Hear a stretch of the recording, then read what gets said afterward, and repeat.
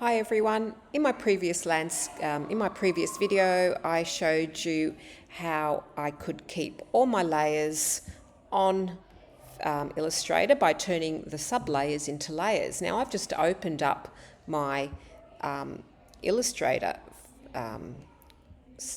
file, which I saved as a Photoshop file, and you can see that all my layers are there. Okay, so they're still there, which is what I wanted, because ultimately what I want to do is I want to be able to move my assets, in this case my fish that I made, sort of through the layers so it looks like it's, three-dimensional. Okay, so you can see also that my fish that I created, my assets, don't have white rectangles around them because I saved them as PNGs in Illustrator. I'm just going to show you how I put my assets on there. So all I did was I went File, Place, Embedded, and over here I've got my third fish, okay, and I simply clicked Place, and you can see that he doesn't have a rectangle around him. Now, you can see he's kind of on top of the water. So over here in layers, you can move him around. So I'm going to move him underneath the water. And I can actually sort of rotate him. When I've got the bounding box around him, I can enlarge him, I can shrink him, I can rotate him. So I'm going to put him just sort of half coming out. And now I'm going to animate this. It's going to be a very simple animation. There are some limitations with Photoshop in terms of animation. You can only kind of move things forward. You can also change their opacity, but you can't really rotate them. So that's a job for another software. But Photoshop is a great way to learn the basics. So I'm going to show you how to create a simple animation by using tweening. Okay, so the first thing we're going to do is we're going to go to Window and get our timeline out. Okay, now because I have made an animation already, I'm just going to remove these.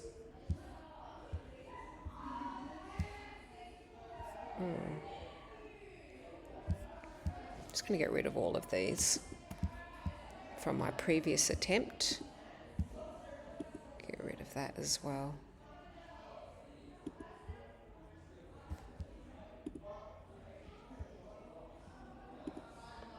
Okay, so I'm back to where I started. Just going to move my fish into the position I want them to be. So there we go. So when you first open your timeline, you will click frame animation twice to get your first frame, which is this image here, into your timeline. Okay, so what I'm going to do now is I'm going to make a copy of this. Okay, so I'm going to go plus, and on that frame I'm going to move my fish forward. All right, okay, so you can see I've already got a very simple animation, and to make it smoother I'm going to tween them. So I'm going to click shift both of these and I'm going to add a tween, and I'm going to add, you can add 5 or 3 or 2 or how many you wish. I've simply clicked put in 3, and I'm just going to do that. So now it's going to be a much smoother transition. Okay, and you can see that they're all on 0.1 of a second. I can change that as well. So I'm going to continue that. I'm going to go to my last frame. Again, I'm going to copy that last frame, and on this new frame I'm going to move my fish forward again. Okay, so I'm just basically moving them around, and then I'm going to add a tween to the last two. Okay, so let's have a look at that. Okay, they're starting to move quite nicely. Again, I'm just going to repeat that. So go to your last frame, add a new frame, and on that final new frame we move them forward again. Okay, so we're just going to keep moving them and adding tweens. Okay, and we're going to keep doing that till we're happy with the result. Okay, so you can have a look at that. All right, so we're going to keep doing that. Oops. Until they're all out of the picture.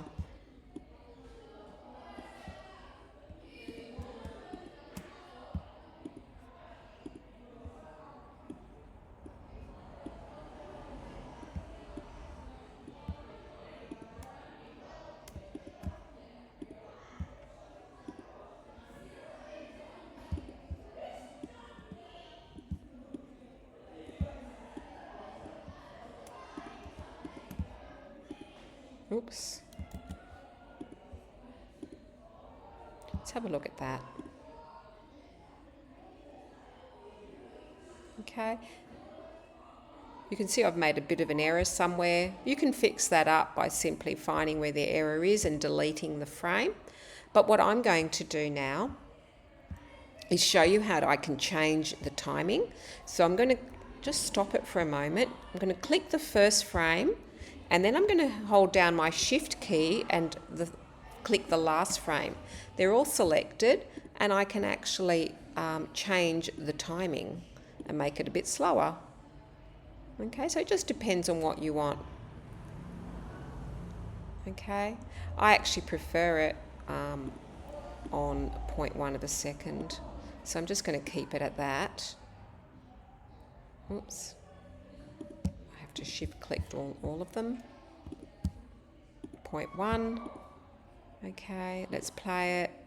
I'm kind of happy with that. I'm in a hurry, so it's not perfect.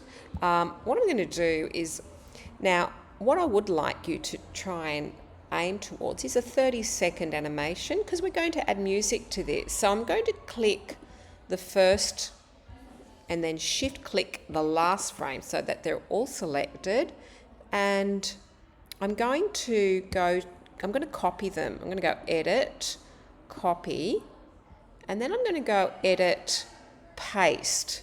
And what that does is it allows you, oops, no, it's just paste it over. So edit, paste, no. Okay, so you're going to click the last one and go edit, paste.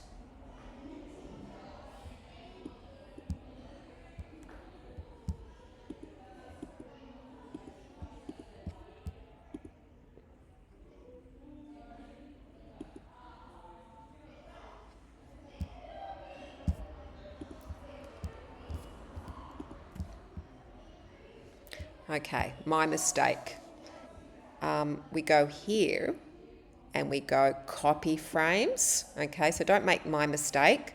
So we copy them from the hamburger menu, and then we paste the frames. And what it does is it allows you to paste it after the selection. So we just click paste, and now I've got double the amount of frames. So at the moment I've got 0.1 of a second times 46. So I'm just going to repeat that quite a few times. So click on your last frame, paste frames. Okay, so we're just trying to make this quite long. Paste frames. And so if it's 0.1 of a second, 0.1 of a second times 92, you can use your calculator, and ultimately what you're trying to do is get 30 seconds worth. So I'm just going to keep doing that until I've got 30 seconds worth. You know, if you don't want to use your calculator, you can also just play it and see how long it takes to get to the last frame. Okay, you can see I've got a little error here, but that's okay. I'm rushing through it just to show you, and you know, that's coming close to 30 seconds. Okay, so once I'm happy with that, I'm going to change this frame animation into a video animation. Why? Because that allows me to add music. Okay, so I'm just going to go here and I'm going to convert this frame animation to a video timeline. okay? And it gives you this timeline that looks a little bit like a movie editing software. And if you scroll down here, it allows you to add an audio track. Now, I've just used Bensound. Bensound, Bensound, allows you to download free music. Just type in free music, find a soundtrack that you like, and download it as an MP3, and then you can upload it. So I'm just going to click on this, and I'm going to add audio. I've already downloaded some music somewhere.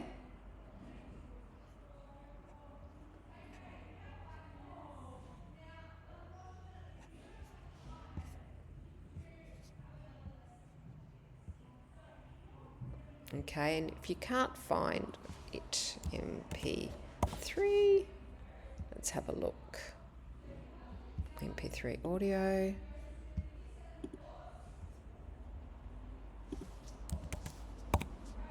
MP3. Okay, so this is where I'm going to show you. Oh, here we go.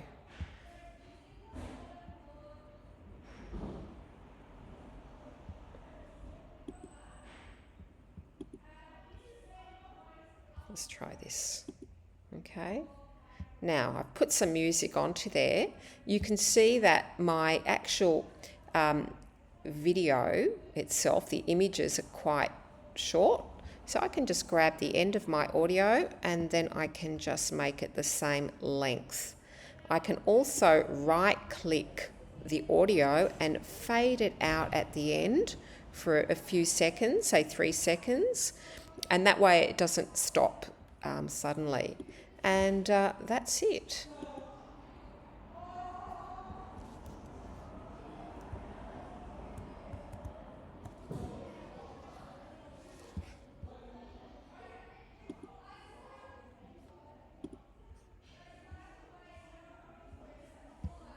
Unfortunately, I can't hear my sound.